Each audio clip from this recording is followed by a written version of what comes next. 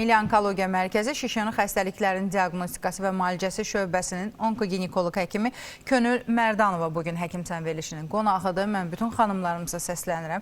Hətta demək istərdim ki, ümumiyyətlə hamiləlik və hamiləliyə bağlı hər hansısa bir hormon artımını nəzərə alaraq bədxassəli törəmələrin, şişlərin olub-olmadığı və ya belə bir hal yaşana bilərmi sualının cavabını eşitmək istəyənlər varsa, məqsədim burada insanları qorxutmaq deyil, amma maarifləndirmək məqsədi ilə hər kəsi ekrana yaxın əyləşməyə dəvət edirəm.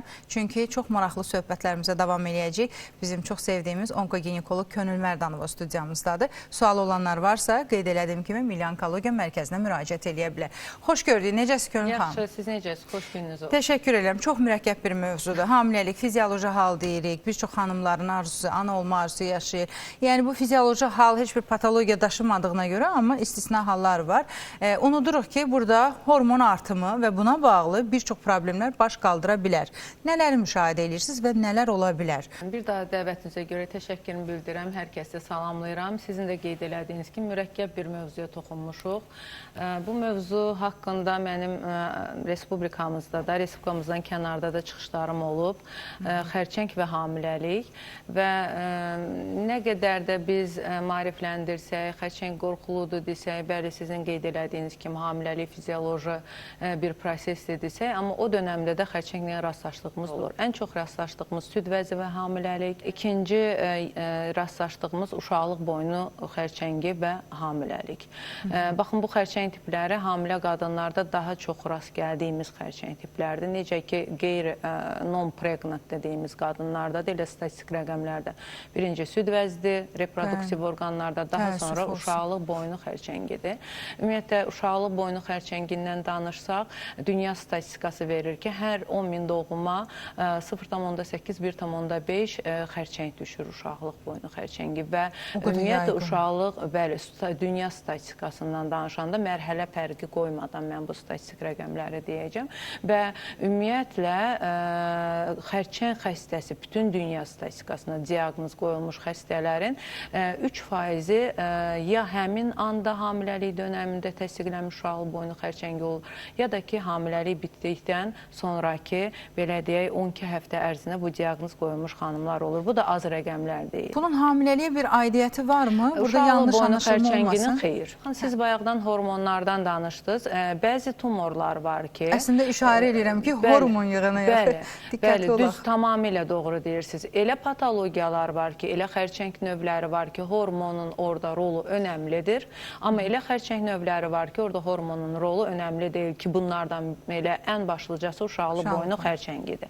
Hansı ki, biz deyirik ki, 95%-in üzərində bu xərçəng növünün yaranma etiologiyası səbəbi HPV, human papilloma virus, insan papilloma virusu. Bax, müxtəlif adlarını deyirəm ki, IPV yazılır, HPV yazılır. Yəni, bu virusa bağlı olan bir xərçəng növüdür.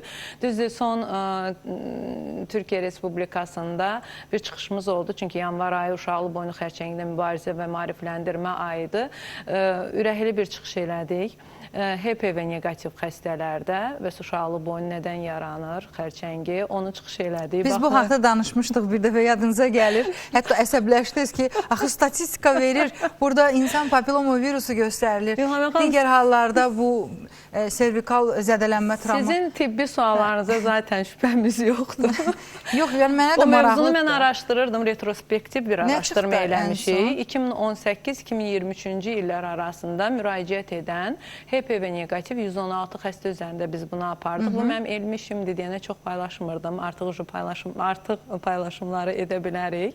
116 xəstəmizdən hardasa belə deyək də 70 xəstədə gen mutasiyalarını biz aşkar eləmişik. PAM gen siqnal yolunda olan dəyişikliklər. Sən demə boş yerə. Baxmayaraq, təbii ki, boş yerə deyil. Güvənə bilərik o negativ çıxan nəticələrə. O negativ, bax, ən çox suallar siz mənim deyəsən müdafiəmdə verirsiniz. Yox, bilmirəm, amma təqribi tamamilə doğrudur. Ümumiyyətlə, bu iş bütün dünyada işlənib. Azərbaycan populyasiyasında ilk biz işləyirik. İsveçrədə işlənib. Bir çox Avropa ölkələrində bu PAM siqnal yolları işlənilibdir. Mutasiyalar uşaqlı boynu xərçəngində istər HPV pozitiv, istər HPV negativlərdə.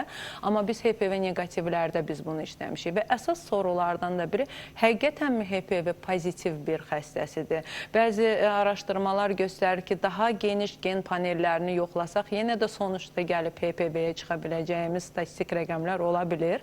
Amma bəzi durumlar var ki, yox, həqiqətən də HPV negativdir. Yəni, burada laborator yanlışlıqları istisna etdikdən sonra həm PCR üsuluyla, həm genetik laboratoriyalarda biz bunları dəqiq yoxlayandan sonra ki, həqiqətən bu HPV negativ olan bir uşaqlı boynu xərçəngidir.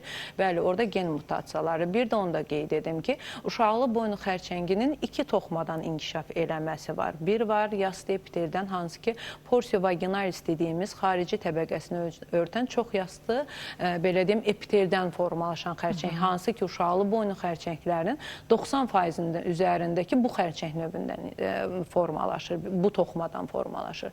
Bir də var adenokarsinomalar, hansı ki, endoservikal, yəni daxili qatın xərçəngi. Baxın, o xərçənglərin yaranma səbəbində HPV-nin rolu yastı epitel xərçəngində yaranma səbəbindən bir qədər azdır.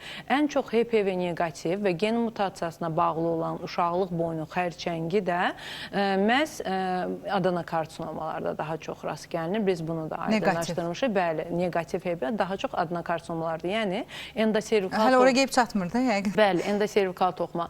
Onu da hələ yenə də aydınlaşdırmaq lazımdır. Burada da bir çox araşdırmalar aparmışıq. Endoservikal toxuma dediyimiz nədir? Yəni, uşaqlığın daxili təbəqəsi, hansı ki, endometrium, daha çox eşitdiyimiz adı var, endometrium daxili təbəqə. Onun bitimi gəlir endoservikal toxumada bitir və bu bir qatlı, silindrik, vəzli bir toxumadır. Orada da endometrium, belə deyək, adenokarsinoması ilə endoservikal adenokarsinomanı ayırt eləmək lazımdır. Burada immunohistokimyəvi analizlərin aparılması, hormonal statusun yoxlanması, bax, burada da ayrımlar mütləq aparılmalıdır ki, bilinsin ki, həqiqətən bu uşaqlı boynu xərçəngidirmi? Yəni, uşaqlıq boynunun adenokarsinomasıdırmı? Bax, bu incəliklər də təbii ki, araşdırılıb və HPV negativ xəstələrdə biz PAM siqnal yolunu öyrənmişik və bu PAM siqnal yolunun da, belə deyək, mutasiyaları 4 gen üzərində öyrənmişik. PI3K genini, mTOR-u öyrənmişik. Bu gen mutasiyalarını həm epidemiologiyasına, həm yaşama göstəricinə, təsirinə, həm mərhələsinə görə, həm aqressivlik dərəcəsi, bunların hamısı araşdırılıb bizim mərkəzdə. Yəni, onu da qeyd eləmək istəyirəm. Düzdür, çox dərinliyə getdik, istəmirəm o dərinliyə qədər getmək. Çox maraqlıdır, indi mən çıxacam o dərinlikdən. Bilirəm, əminəm, ona şübhəm yoxdur. Amma HPV-yə bağlı olan bir xərçəngdən daha çox danışırıq. Baxmayaraq ki, biz onu az hissəsində nəyə bağlı olduğunu araşdırmışıq, amma 95%-in üzərində yenə də HPV-yə bağlıdır. Hormona bağlı olmayan bir xərçəngdən danışırıq.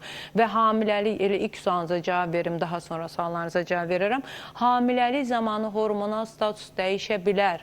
Bəli, bir patologiyanı tetikləyə bilər, amma sırf o hormona bağlı, xərçəngdir uşaqlı boynu deyil. Adenokarsinomalar təbii ki, hormona bağlı ola bilər, amma uşaqlı boynun xərçəngi xeyr.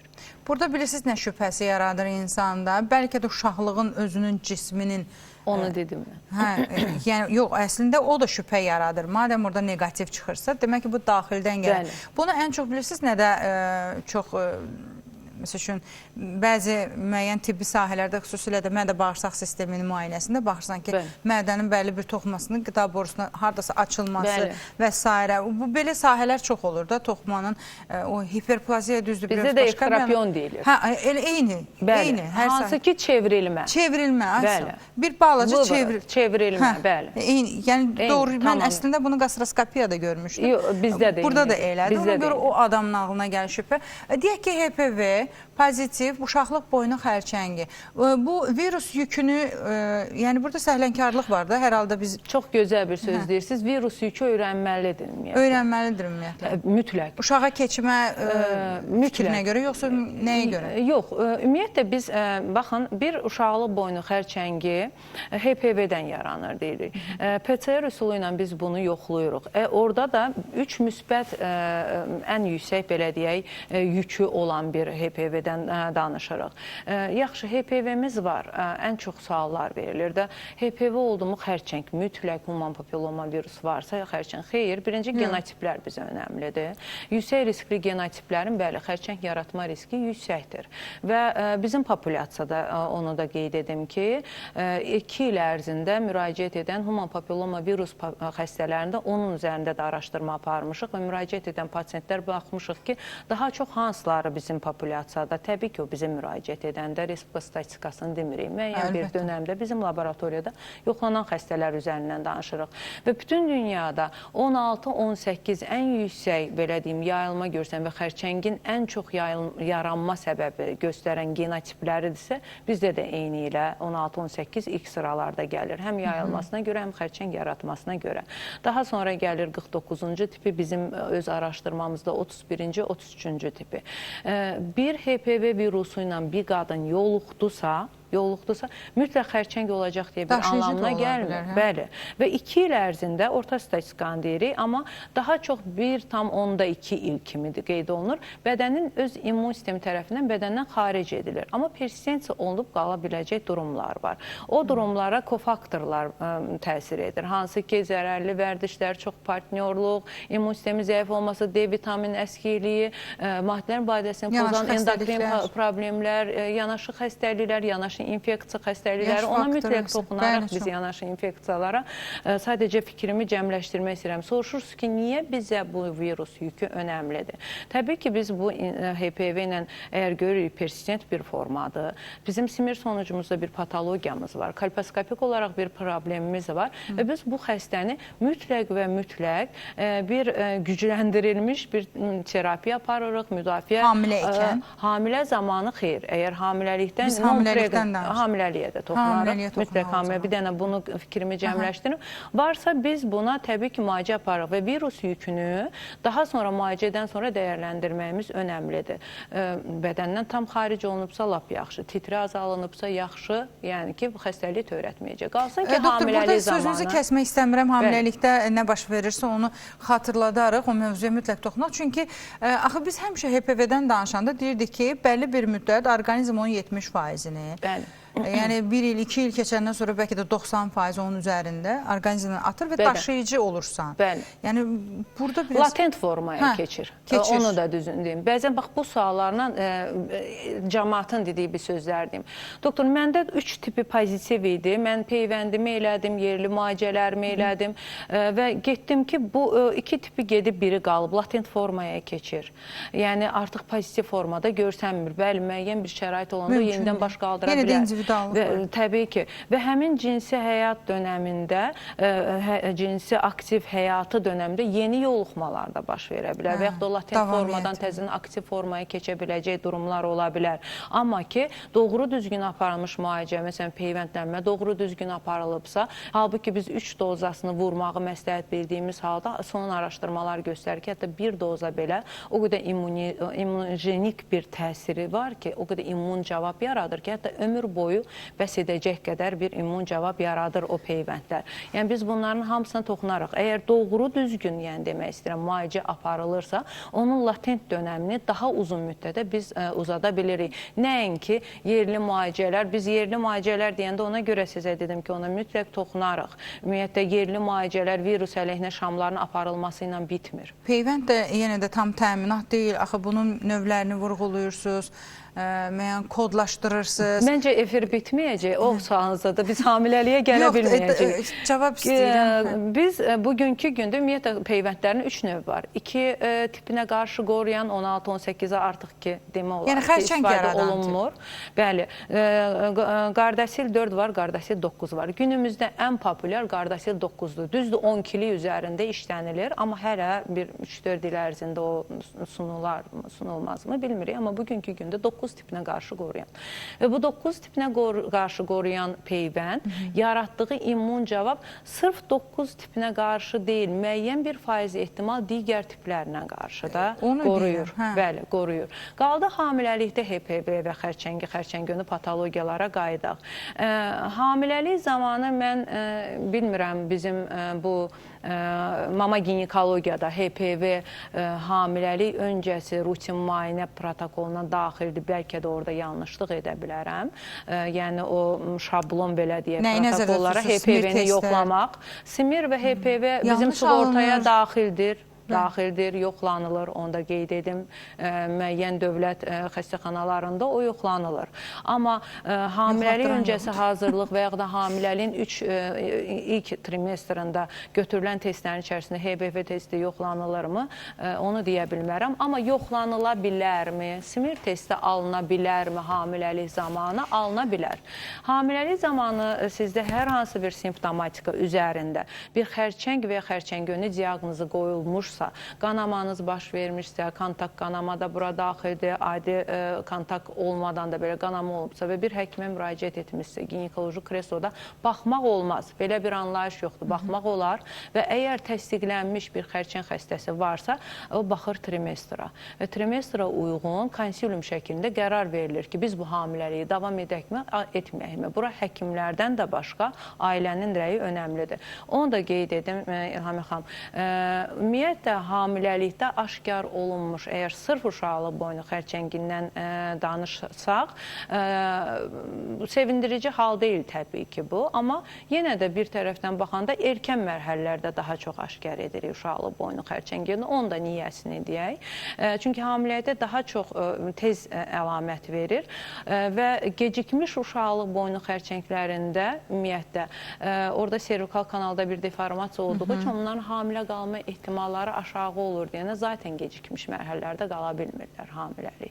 Ona görə daha çox statistik rəqəmlər erkən mərhələlərdə uşaqlıq boynu xərçəngi aşkar olunur. Çünki hormonal fon sizin dediyiniz kimi dəyişir, uşaqlıq boynun qidalanması artır və qanamalar artır. Ona görə həkimə getməyə hamiləni məcbur edir. Bir də ki, hamilə zamanı bu qanama görməli deyil, patoloji bir qanama gördüyü amma maraqlı bir fikirdir. Məsəl üçün, orada olan o mühit, pH-ı və s.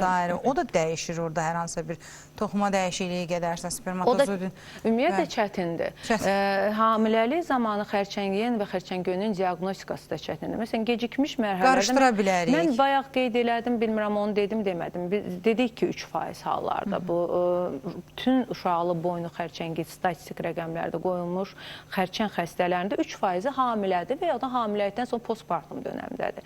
Onun da statistik rəqəmləri göstərir ki, 50% bu qadınların 3%-in sırf hamiləliyin son dönəmindədir, 50% postpartum dönəmdədir, belə deyək də, biz aşağı-yuxarı. Yəni, hamiləlikdən sonra müayinə əsnasında uşaqlı boyunda bir xərçəng aşkar olunur. Əgər son dönəmdə bir xərçəng diaqnozu qoyulursa, yenə də bu onkologiyanın qızıl standartıdır, mərhələndirmə aparılmalıdır. Kolposkopiya aparıla bilərmi? Kolposkopiya aparıla bilər, bir mənalı. Kolposkopistlər haqqında onu da qeyd edək. Yenə də kolposkopiya, ümumiyyətlə, hər zaman biz bunu efirlərimizdə sinən demişik. İşlədiyim gündən bəri kolposkopiya ilə məşğul oluram. Ümumiyyətlə, kolposkopiya bir şəkil çəkmək, Lügolla Şiller sınağı eləyib, burada yoda negativ sahə görürəm demək aparatı deyil. Qaldı ki, hamiləlikdə kolposkopiya çox çətindir. Çünki orada trofikanın dəyişməsi nəticəsində hətta xoş xassəli patologiyalar kimi də displaziya kimi maskalana bilər və yaxud da ki, displaziya xərçəng kimi maskalana bilər. Və biopsiyalara da, əgər qısa vaxtımız varsa toxunaq, hamiləlik zamanı kolposkopiya olunubsa, biopsiya icra oluna bilərmi? Oluna bilər. Hətta konizasiya belə oluna bilər. Bəli, oluna bilər. Amma əzələli orqandır. Birinci trimestrdə oluna bilər. Üçüncü trimestrdə konizasiyanı gözləyirik hamiləlikdən sonraki 4-6 həftə sonra icra eləməyə. Əgər bir displaziya diaqnozu qoyulmuşsa, oluna bilər. Amma biz hər zaman deyirik ki, biopsiya icra elədiyimiz halda o hamiləliyin belə deyim sonlanmasına çox da güclü təsir eləməz nəinki konizasiya. Təbii ki, konizasiya təsir edə bilər, qanama riski ola bilər. Bir də hamiləlik zamanı biopsiya olunacaqsa endoservikal küretajlanma qəti qadağandır və bütün protokollar göstərir ki, ektoserviksdən biopsiya ala bilərsiniz, amma ECG, yəni endoservikal küretaj olmaz. Bəs bunun bir diaqnostika əhəmiyyəti varsa? Çünki gecikmiş hallarda. O zaman sonlandırmalı. Gecikmiş hallarda zaten baxdığın halda uşaqlıq boynunda bir... Burada ana Hamiləliyi saxlamaq təbii ki, mən öncə də dedim, təsdiqlənmiş xərçəng diaqnozu varsa, konsilium, bura həkimlərin və ailə mütləq. Uşaqlıq boyunu xərçəngi hamiləlik müddətində müayinədə aşkarlanırsa, bu o deməkdir ki, həmin xanım səhlənkardır. Bizdə evlənmədən, bilirik, yəni millətimizdə evlənmədən öncə uşaqlıq boyunun baxışı, müayinəsi mümkün deyil. Hətta tez bir müddətdə hamilə qalanlar var. Mən sizə gündəlik praktikamızdan, son bir ayda baxdığımdan, ümumiyyətlə, indi mən aylarla baxdığımdan da məlumat verirəm, son bir ayda baxdığımdan. Yəni, insan 3 ildir, 5 ildir, 10 ildir, 17 ildir, 18 ildir ailədir. Soruşursan, simir testi alınıb mı, nədir doktoru? Deyirəm, də səhlənkarlıq yəni, var. Və 1-3 ildə ailəli olan xanım kistaya görə dayanmadan 9 santimetrliyinə folikulyar kista, müalicə, nahamar konturlu müalicə və bu istər-istəməz həkimə gedir, gəlir də. Bu simir testlərinin və HPV testlərinin alması bu qədər mi çətindir? İnandırım sizi, hamiləliyə hazırlaşan xanıma sən simir və HPV testini almalısan dediyin halda, o zaten uşaq istəyindən o testi də eləyəcək. Böyük də bir maliyyə tələb eləyən bir şey də deyil. Və xanıma baxdığın halda uşaqlıq yolunda vəziyyətin HPV-yə bağlı olan bir sahə olduğunu görürsən. Simir testi alırsan və patoloji bir sahə gördüyün üçün dərhal mənim otağımda kolposkop avadanlığım var. Baxıram, görürəm patoloji, mozaikalı, punktasiyalı, kobud asitaq epidel. Biz bu hamiləliyə hazırlayırıq, dayanmadan sizin dediyiniz hormonal müalicələri, hər şeyi eləyirik, amma düşünmürük ki, HPV-nin persistensiya olmasında bir faktor da uzun müddətdə aparılan hormonal müalicələrdir. Verilişin əvvəlində dediniz ki, birinci sırada süd vəzi xərçəngi. Axı, hamiləlik süd vəzində, yəni daha çox sıx-sıx hamilə qalan, süd verən, bu süd vəzi xərçəngini qoruma mexanizmi kimi hər zaman elə biz bunu təqdim etmişik. Amma bugünkü gündə deyirik ki, hətta hamiləlikdə belə süd vəzi xərçəngi aşkarlanır. Mən sizinlə tamamilə razıyam. Biz əgər yumurtalıq və endometrium, süd vəzi xərçəngində sizin dediyiniz hamiləliyi qoruyucu faktor kimi qeyd edirik. Niyə? Çünki hormonlarımız susur və həmin dönəmdə onun yaranma riski artır. Birbaşa hamiləlik zamanı yarandı deyə bir durum yoxdur. Onlara toxunaq. Yəni bizim statistik, mən məsələn mamolog olmadığım üçün statistik rəqəmlər isə dəqiq deyə bilmərəm. Amma süd vəzi xərçəngi və hamiləliklə izlədiyimiz pasiyentlərimiz daha çox gəlir ki, artıq bu tumorun ölçüsü 2-3 santimdir. Süd vəzləri hamiləlik zaman laktasiya hazırlananda, böyüyəndə o tumor da avtomatik böyüyür və əllənən bir kütlə halına gəlir və belə aşkar olunur pasiyentlər. Yəni, sırf hamiləlik zamanı bu hormonal statusla əlaqədar xərçəng yarandı, o doğru deyil. Demək ki, burada da səhlənkarlıq var. Demək ki, burada da hamiləliyə planlama deyilən bir anlayış olmalıdır. Axsamalar düşünürəm ki, orada var. Amma bu sırf tip cəhətdən axsamalardırmı? Xeyr, xanımlarımız sərtən. Siz deyirsiniz, bayaq orada da haqlılıq var. Ailə həyatı qurdu mu? İndi günümüzdə düzdür, bəzi cavan qızlarımız, mən hələ evlad düşünmürəm deyə biraz gözləmək. Doğru fikirdədirlər. Amma elələri də var ki, dərhal hamilə qalırlar, yoxlanmadan. Doğru fikirdə deyirlər. Planlı şəkildə, çox gecikdirmədən əlbəttə ki, həkim məsləhəti ilə planlı şəkildə bu hamiləlik baş tutsa daha yaxşı olar. Hətta deyərdik ki, hamiləlik müddətində süd vəzi xərçəngi, o kütlənin aşkarlanması və s. onun bərkliliyi eyni ilə hamilə olmayan qadınlardakı kimidir. Çünki bax, deyirsiniz, əvvəlcədən var. Bəli, var. Niyə? Çünki siz özünüzü müayinə etməmisiniz. Süd vəzninizi müayinə etməmisiniz, hətta həkimin belə qəbuluna getməmisiniz. Bu və buna bənzər hallar yaşanmasın deyə yenə də vaxtında, zamanında həkimlərin qəbuluna getmək və hamiləliyi planlı şəkildə düşünərək həkimin təqibində olmaq lazımdır. Var mı sonda demək istədiyiniz Könül xanım? Mən hər kəsə sağlam olmaq arzu edirəm İlham xanım və son sözünüzə qüvvət, müayinələrə getmək çox önəmlidir. Bu, hamiləliyə hazırlaşırıq, ya hazırlaşmırıqdan asılı olmadan. Bu bizim illik rutinimiz, ildə bir dəfə bir günümüzü özümüzə sərf eləməyimizdir. Çünki günümüzdə həqiqətən risk faktorları çox olduğu üçün xəstəliklərin yaranma, belə deyim, statistik rəqəmləri də artıb. Ona görə qorunmağın yeganə yolu erkən diaqnostikadır. Təşəkkür edirəm, minnətdaram. Bir daha xatırladım, Milli Onkologiya Mərkəzi şişənin xəstəliklərin müalicəsi, diaqnostikası şöbəsinin onkoginekoloq həkimi Könül Mərdanova studiyamızın həkim qonağı idi. Buyurun, müraciətlərinizi edə bilərsiniz. Qısa aradan sonra yenidən qarşınızdayıq.